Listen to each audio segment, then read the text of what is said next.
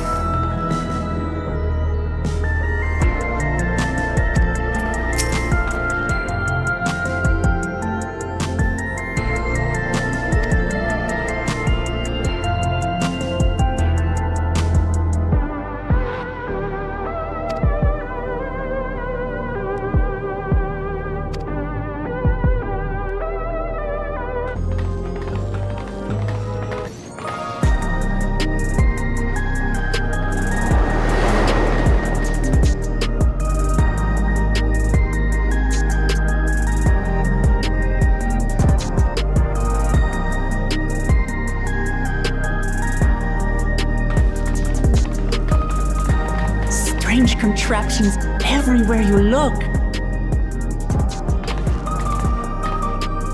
What's that?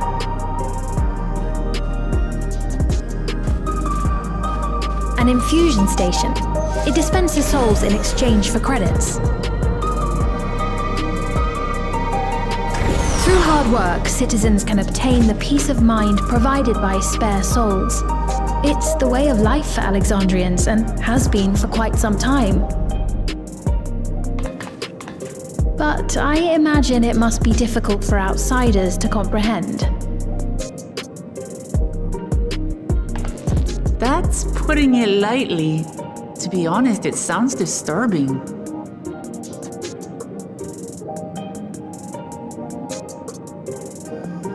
Still, I won't dismiss it out of hand. Practices like these don't arise from nothing. There's a reason why your culture is the way it is, and I'd like to understand. Won't you tell us some of your realm's history?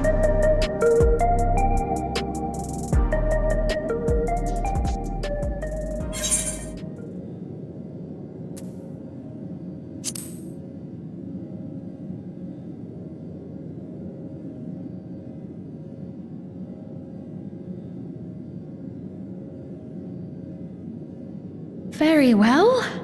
Be warned, though, that it may take a while.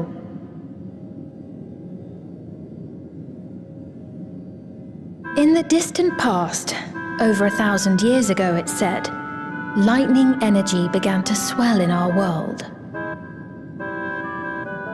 According to ancient records that date back around 8 centuries, the rainy season spanned a quarter of the year, during which time severe thunderstorms ravaged the land. 4 centuries later, this season had lengthened to nearly half the year. The trend continued, with our ancestors spending longer and longer languishing beneath storm clouds. Crops failed and livestock starved.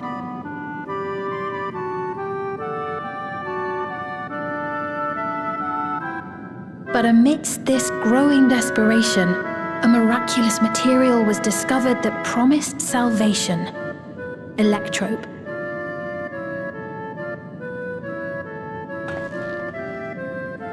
The stuff that's used everywhere here.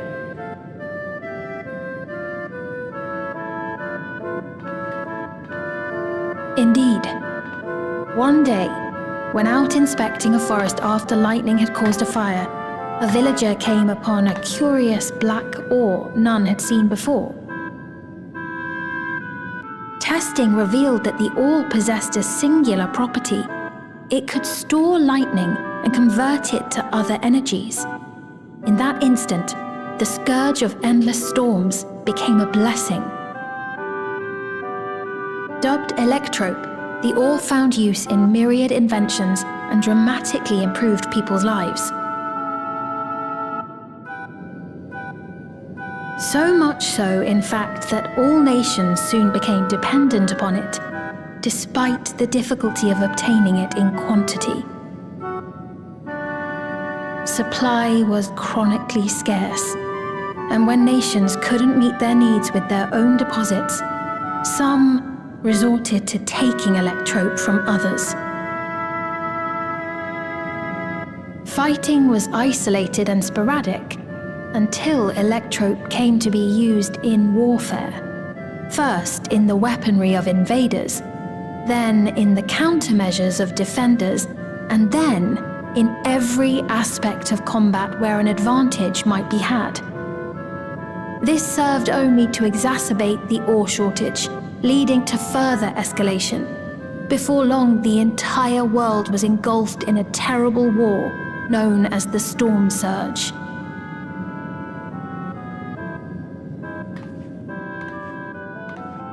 As the war came to a head, Alexandria's neighbor Lindblom committed its stores of electrope to the production of a weapon of mass destruction. They deployed it on the front lines and triggered a calamity of frightful magnitude. Not even their own scientists had anticipated the force of the lightning that was unleashed. The energy inundated the entire continent, laying it to waste.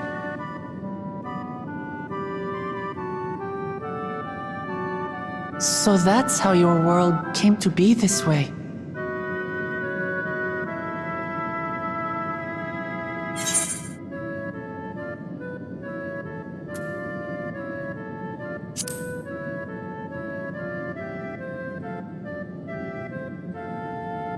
You truly know a great many things that I don't.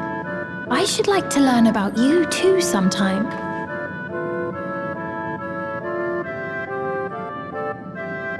But to continue the tale, the people of Alexandria had already lost much to the war. They lost almost everything else to the Levin. Those who survived bore deep scars, tormented by the memory of loved ones taken too soon.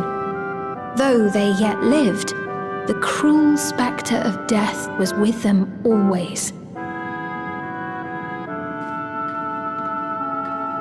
Seeking a solution, our scientists turned once more to electrope, and after extensive research, they developed the means to preserve memory and soul.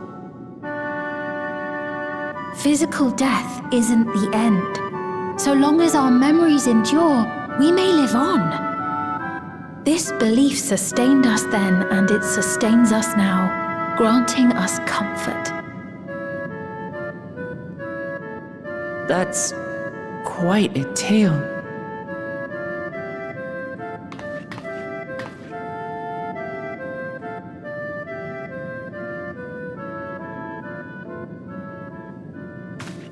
Your Majesty, help me! I beg you, help me! What's the matter? I've got no souls left. Not a single one! But the lot at Soul Supply refused to give me any! Please, you must do something! My apologies, Your Majesty. This man, he does no work. Instead, he drinks his days away on Trueview.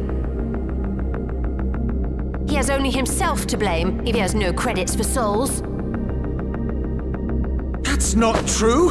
I'm a fighter at the Arcadian. Or rather, I was. I haven't been allowed to fight because of the King's decree. It isn't my choice. I see. You're a brave warrior of the arena. I want to help you, I sincerely do. But I cannot give you preferential treatment. Then open up the Arcadian again, so I can fight! I'm sorry, but that's not my decision to make. The king requires feral souls for war. He doesn't wish for them to be expended on amusements. You're useless! A queen in naught but name!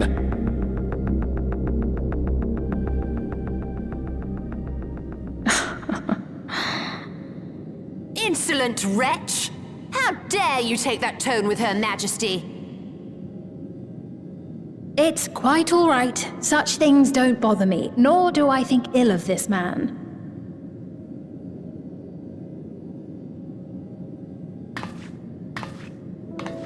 Hear me. Though I cannot grant you a soul, I mean it when I say I want you to live. I love all of you equally, dearly. You are as family to me, and it pains me to see you deny yourself hope. I want you to find a happiness all your own, even if you must grow it from the smallest seed of joy. Out there, somewhere, is a reason for you to smile again. We all need to vent our frustrations from time to time. I will always be willing to lend an ear. Yes, Mum. Of course. Even without a spare soul, I suppose I'm fine as long as I stay in Solution 9.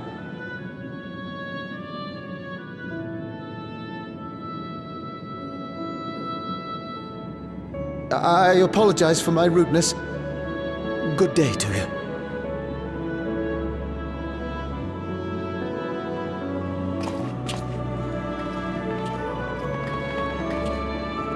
Keep your chin up, my friend. And when you feel better, I'm sure you'll find another way to apply your talents.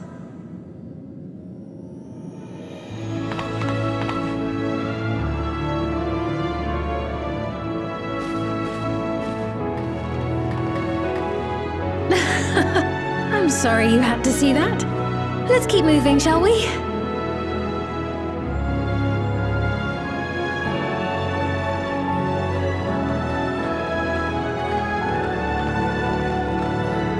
Right, I believe we've visited all the main facilities. With that, I declare our tour concluded. That man from before, does that sort of thing happen often? Somewhat. It's unavoidable. Hardships are a fact of life.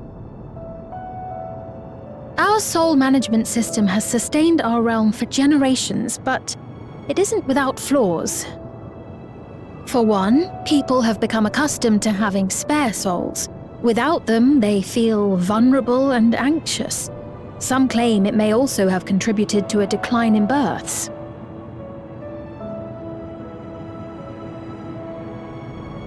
Just thinking out loud, but would it be possible to do away with the system?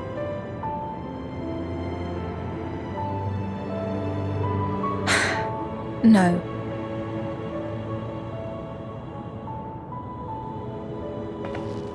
I know it isn't easy to change one's beliefs and way of life.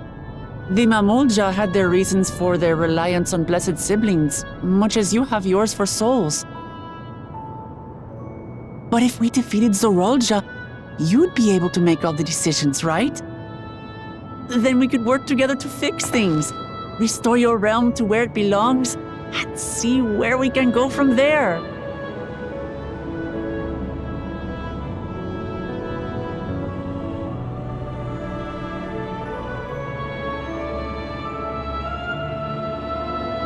Listen to me. There's something that I need to tell you.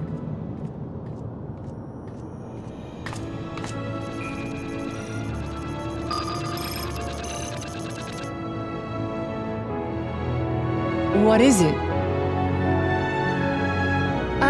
Actually, never mind. It's nothing of import. Well, it was lovely showing you around.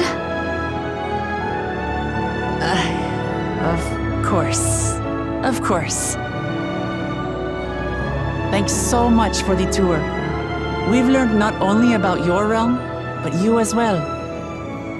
For now, our priority is Zorolja. But once we've dealt with him, perhaps I can return the favor and show you to Lihiolal. I'd like that very much.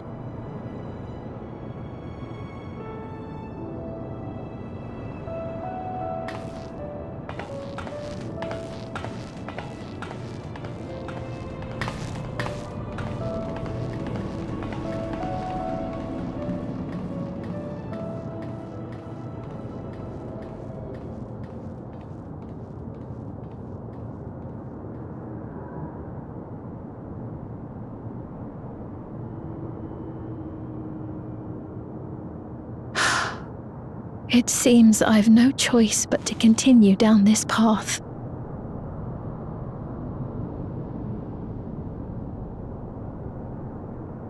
Forgive me, Vow Wuk Lamat, but I must disappoint you.